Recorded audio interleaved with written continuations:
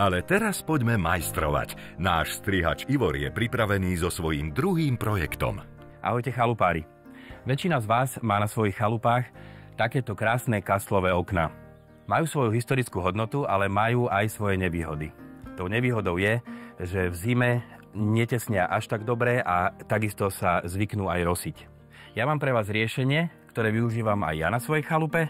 Tieto staré jednosklá si vymeníme za izolačné dvojsklá a osadíme ich do týchto pôvodných rámov, takže okno zostane zachované a bude aj tesniť. Ako prvú vec musíme zobrať staré krídlo do sklenárstva, kde ho oni odsklia a vyrobia nám presne na mieru dvojsklá. Ja som si nechal vyrobiť 2 cm izolačné dvojsklo a teraz si ho musíme nalepiť do týchto vyčistených falcov. Pekne nám tam sadne a môžeme lepiť. Lepidlo si natlačíme do falcu.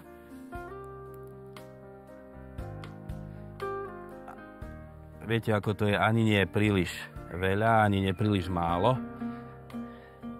aby sa nám nevytláčalo, ale zároveň, aby to sklo aj dobre držalo. A takisto to tiež spĺňa tú izolačnú vlastnosť. Používame transparentné lepidlo, dávam ho do rohu a ono sa potom tým sklom roztlačí pekne po celej šírke. Keď máme lepidlo nanesené, opatrne tam sklo vložíme.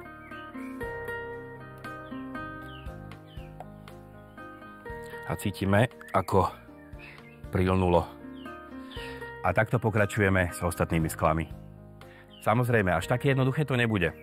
Ako vidíme, tieto sklá sú širšie, takže nám trošku pretrčajú. Nie je to pekné a my chceme mať chalupy pekné. Takže teraz si to jednak zafixujeme a druhák skryjeme tieto nepekné vyčnelky takýmito lištami. Tie si frézou prispôsobíme a nalepíme ich takto, aby sa to sklo úplne zakrylo. Hĺbka nového falcu bude 4 mm a presah cez sklo bude 12 mm. Frézu máme nastavenú a ideme robiť nový falc.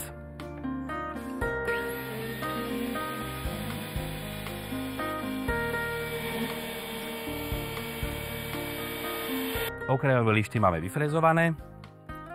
Ako vidíme, krásne nám zakrývajú čierny rám izolačných dvojskiel. Z týchto si nakrátime lišty aj na tieto dve strany. A ešte potrebujeme vyfrezovať stredové lišty, ktoré musíme urobiť dvojfalc z jednej a z druhej strany, aby nám krásne sadli sem. Táto robota si vyžaduje frézu. Bez nej by to bolo veľmi náročné a pracné. Vymeriame si to tak, aby sme mali 45 stupňový spoj. A ešte si nameriame dĺžky na stredovú lištu. A môžeme ich spíliť. Posledných pár rezov a máme takmer hotovo. Sadlo nám to krásne a ešte predtým, ako to nalepíme, natrieme si to bielou farbou. Odporúčame kriedovú farbu. Viete si vybrať veľa odtieňov a rýchlo schne. Všetko nám sedí, takže budeme nanášať opäť lepidlo a budeme ho nanášať do rohov tých líšt.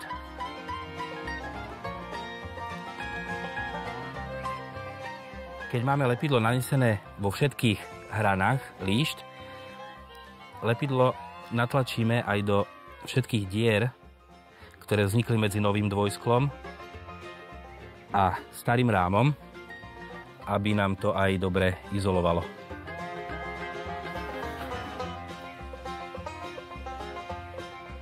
A teraz si všetky lišty pritlačíme na svoje miesta. Povyrovnávame, zatiahneme svorkami a keď to celé dobre vyschne, môžeme si ukázať výsledok. Tak, chalupári. A keď si dáte trošku námahy, okno máte ako nové a pritom sa vám už nebude ani rosiť a vo vnútri bude krásne teplúčko, tak ako má na chalupe byť. Teším sa na vás na budúce.